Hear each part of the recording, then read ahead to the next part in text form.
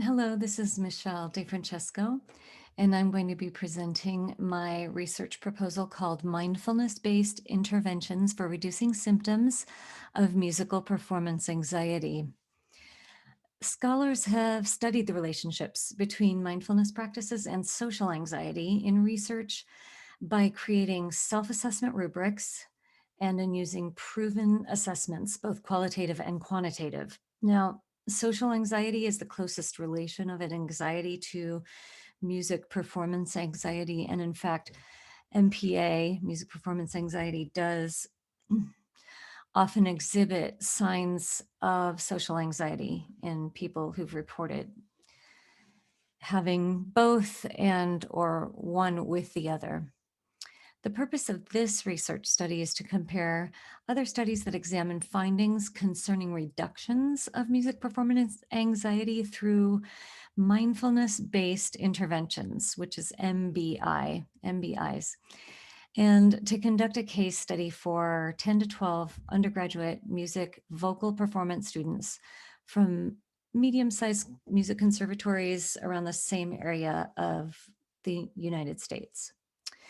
So scholars have found that mindfulness-based interventions reduce MPA when they are used before lessons or performances. However, the caveat to that is you can do it right before a lesson or performance, but you don't gain gray matter in the brain, which is super important for consistency. So when you're consistently getting the same results from your mindfulness, you really need to train in 7 or 8 weeks of mindfulness-based interventions, which I will go into those types. I'll also discuss definitions of mindfulness and MPA, as well as in my paper, I discuss historical cultural modifications of mindfulness, and in the paper, I'll investigate student perceptions of mindfulness related to experiences they may have with social anxiety. So,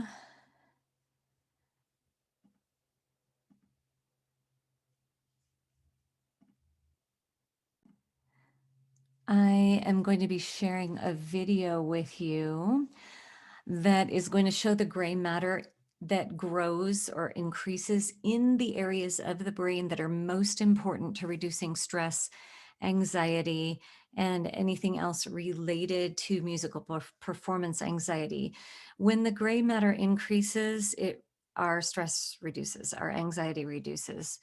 So I will play this for you. It's physical structure. I must say, I hate being locked in confined spaces. Not looking forward to this. So I've come for an MRI to have some before and after brain structure scans. This next one is going to go for about 6 minutes. Try not to think of anything, just let your mind go blank. Recent research from Harvard University showed that just 8 weeks of meditation can physically change the structure of the brain. Everything we do affects the brain. So any skill we learn, anything we practice will change the way our brain is structured. So over time, if you're repeating a practice, for example, mindfulness, it's going to strengthen certain connections in the brain and change the grey matter, for example, volumes of the brain. Grey matter is the darker tissue of the brain, where most of the nerve cell bodies are.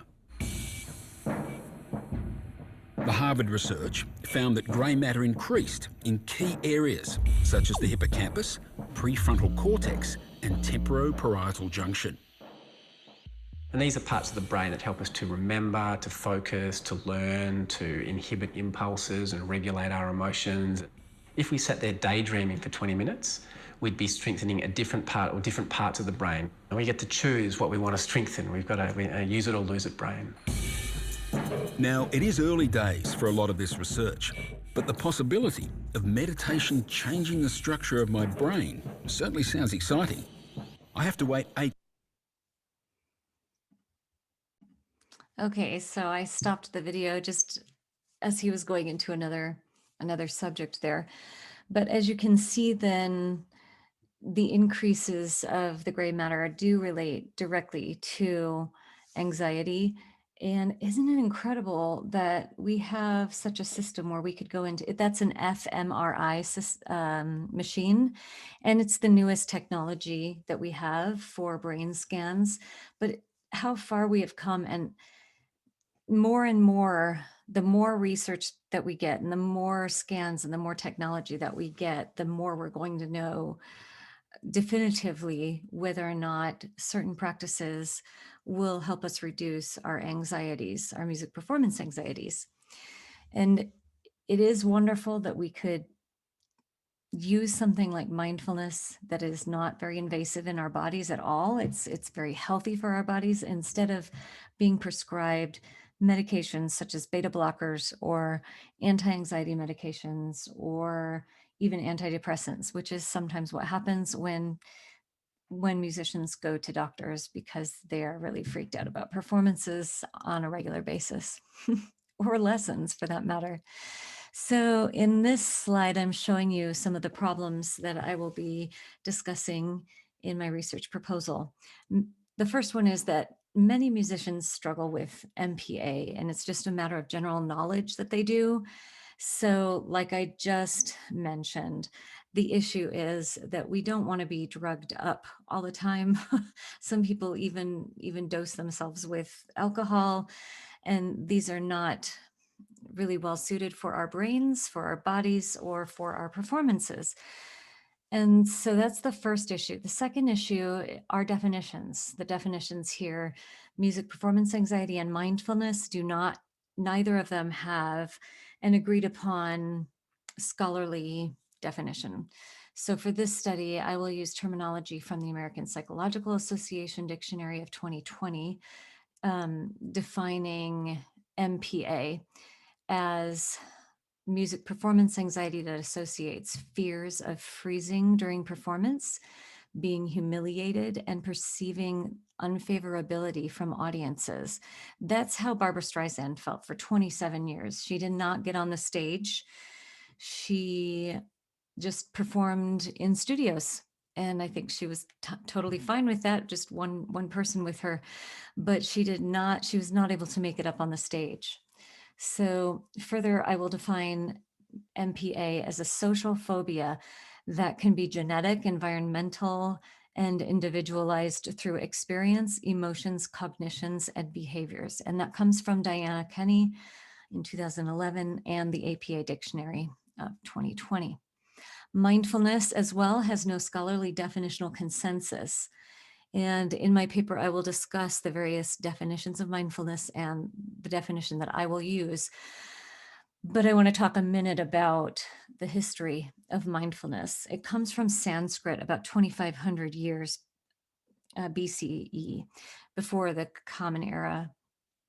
And so the Sanskrit words are smrti and sati, and they mean similar things to what mindfulness means today in the Western world, but they were based on Buddhist meditations and emptying of self, and but also being present in the moment, which is how mindfulness has come to for us to understand in the Western world. And John Kabat-Zinn was one of the key people who brought this to the Western worlds and then to the United States. He is a PhD and a professor, and he does just tons of research on mindfulness, but he's also the one who began mindfulness-based stress reduction. So mindfulness-based stress reduction is a mindfulness-based intervention that is an 8-week course. And mindfulness-based cognitive therapy is another type that is also 8 weeks. That one was developed by Dr. Zindel V. Segal, who was born in 1956, Mark Williams, 1952, and John Teasdale, 1950. Those are their birth dates. And then finally, a mindfulness-based wellness and pedagogy class was derived from both MBSR and MBCT, and that was developed by Dr. Frank M. Diaz in 20 this writing that I got that from was in 2020, but he has a website also, and his classes for mindfulness-based wellness are geared exactly toward musicians. So he saw the need for mindfulness for musicians to reduce stress and anxiety and other things so that they could perform well. The research questions from my study are as follows. Number one, how do students with MPA perceive the usefulness of mindfulness-based interventions to help them reduce symptoms of MPA? Number two, what types of MBIs work best to reduce symptoms exhibited by musicians with MPA? So which mindfulness-based interventions, which ones, the stress reduction, the cognitive ability reductions, or the wellness, which ones of these are the best for musicians? And then what symptoms exhibited in undergraduate vocal performance students with MPA can be reduced through MBIs? So with mindfulness-based interventions, which parts of MPA can most likely be reduced? So if I'm looking at themes between students, and perhaps I find that one particular mindfulness-based strategy reduces the particular stressors related to perceivability of audience during performance. The strategies and the methods that I will use, this is first of all an instrumental case study of about 10 to 12 undergrads, and I'm going to focus on vocalists because there are not studies that have been done on vocalists with music performance anxiety for reducing their stresses. There's probably one that I found that was efficacious. Otherwise, there aren't enough of them. So that's why I'd like to focus on vocalists. I will use purposeful sampling, journaling, videography, questionnaires, and interviews, and possible documentation of clinical MPA diagnoses. I'd like to have one other researcher who is trained in mindfulness techniques of some sort and who also has experience conducting case studies and is a musician. Tall order, but I think I can find it.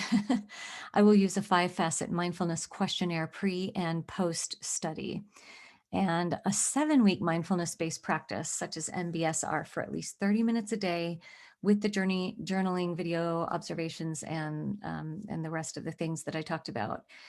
And my analyses will be based on themes that are found across people. So the people in the study, the students in the study, I'm going to see what are the themes that arise that are consistent across each person. And then I'm going to ask them questions and find out if there are other answers that arise that I can also code. All of these things will be coded. And then finally, I'm going to use specific kinds of words and quotes that may help them think about performing and get their take on how they feel, what kinds of feelings come up in them when I bring up certain words pre and post mindfulness-based strategies. So thank you very much for listening. I hope you have a good morning, and I will see you later today. Thanks. Bye. Oh, if you have any questions, please let me know, or comments. Thank you.